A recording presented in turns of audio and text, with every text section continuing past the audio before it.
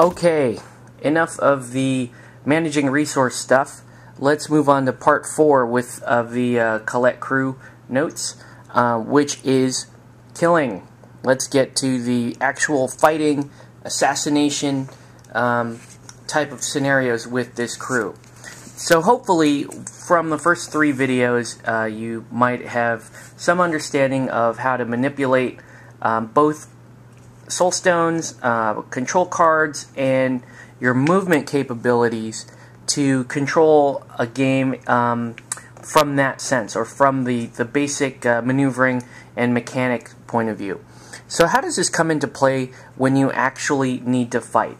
Now, I said early on that Collette's crew is not a brawl type, get in your face and mix it up, or a long battle crew. They're not really designed for that. That said, Collette can fight. Collette's crew can fight. And if you are picking your fights correctly, and you're timing your fights correctly, Collette's crew can be absolutely devastating. They are more of the type of crew designed to pick on a single model per turn. That's the usual method that I use, is I think about what model can I separate from the rest of the opponent's crew, and what model do I need dead. And if you keep those two things in mind, you can kill virtually any model in the game in one turn. You know, with the usual disclaimer that, hey, you could black joker at the wrong moment, or some freak accident can happen.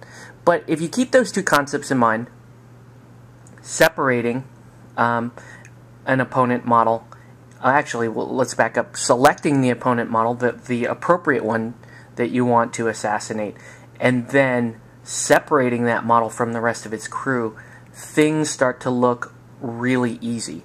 I'm picking on Bishop here because he's a high wound model, and that's funny to me.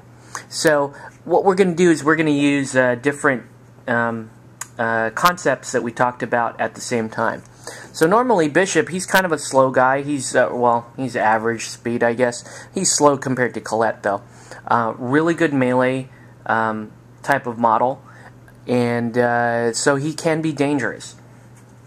He's kind of costly, though. But anyway, what you're going to do, or what I would typically do, if I wanted Bishop dead, there are 2 main methods that I go about trying to kill him. One method is if I have the high tome in my hand, I can try to turn him into a mannequin, because he is not a master model.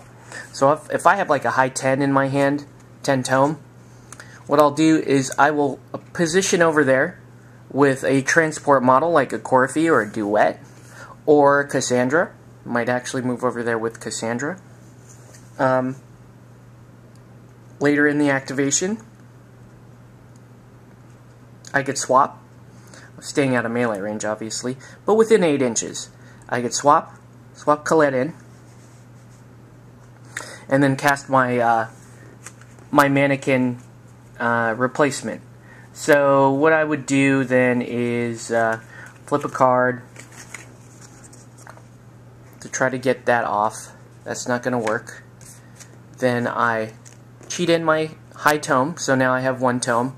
Then I'm going to soul stone and cheat in, so I'm now burning a soul stone. Collette has the trigger for, the positive flip. So I flip a 10 crow and an 8 tome. So tome, plus her casting tome, that's 3 tomes. And if Bishop fails to resist, which he is now staring at a hefty 25 to try and beat without being able to use a soul stone, he's more than likely going to fail that, and he'll become a mannequin.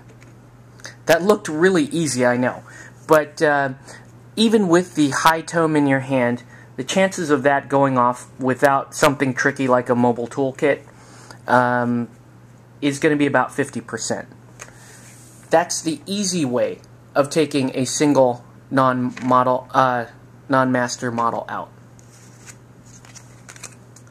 The hard way is to chip away at this model. So if I used the Corfie to get into combat, and I do a few damage, I may do a few damage with some attacks there, then I may have to push Cassandra in, do some more damage, and then I might even have to switch one of these models out with Collette and use Magician's Duel to finish them off.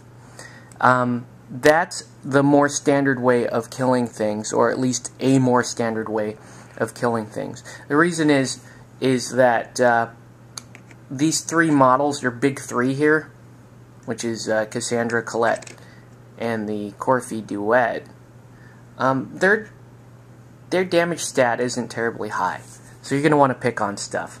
That's why I'm saying go ahead and pick on one model at a time. But you know, if you think about the number of attacks that are going to happen between these three models, you're looking at, on average, somewhere between 4 and 9 attacks. I think it's 9, yeah. 4 and 9 attacks that you can pour onto a single model between these three, with a minimum damage of about 2 per attack that you use. So you can kill anywhere from an 8 to all the way up to like a 12 or more wound model, if you pick on that model correctly. Be sure to use other things too. I mean, you may even want to fly a dove in earlier and even do Magician's Duel on the bishop target if you really want him out. That's the main means that Collette has of killing things. Is you're really going to chip away at something, you're going to gang up on it, and then you're going to... You typically want either Collette or... You want to finish the model off using either Magician's Duel or Discharge Soulstone for the most part, because you need lots of these. So if you use Magician's Duel and you kill the target, you net 1. If you use Discharge Soulstone, you lose 1 and then you net 1. If it's desperate, you even burn a Soulstone, finish them with one of those combos, and you get that 1 that you burned right back. So that's the general way to do it. Now, as far as getting separation, that's a tougher one. You may have to Disappearing Act early on one turn, pull the model all the way back with you with Collette when you illusionist back into your main line, and then have the model pop out and then you can pick on it. Or you feel your enemy out, you kind of play some cat and mouse, you get them to overextend with their fastest models, and then you pick on them that way. So, those are really the two concepts that I wanted to cover. Identifying the right model that you want to kill, the tools that you want to use to kill that model, and then achieving some form of separation. And separation is important because if you were to do some of these tricks into the teeth of the opponent and you don't have proper tanking set up, in other words, you don't have your duet set up with you Soulstone, and you don't have Cassandra in there ready to burn off Soulstones to defend herself, or a dove in there to help protect things, you're going to get eaten up really quickly.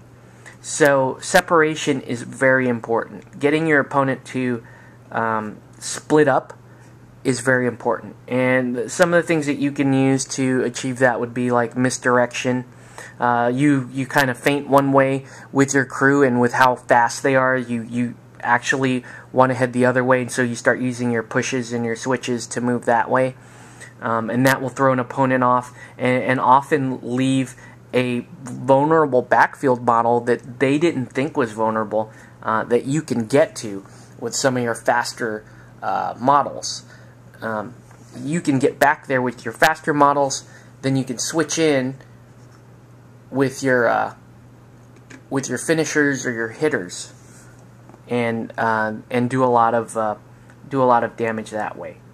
But as you can see, because it takes typically about a 3-on-1 to finish off a model quickly with Collette's crew, you really can't afford to do that to an entire enemy crew. There's not enough turns in the game, and so many other opponents have a spectacular defense. Things like hard to wound, slow to die, hard to kill. Those things make it very tough. So, very important, select the appropriate victim, gain separation, and have a routine in place with a contingency as far as finishing that model off. So that's it for assassinating enemy models with the Collette crew, and thanks for watching.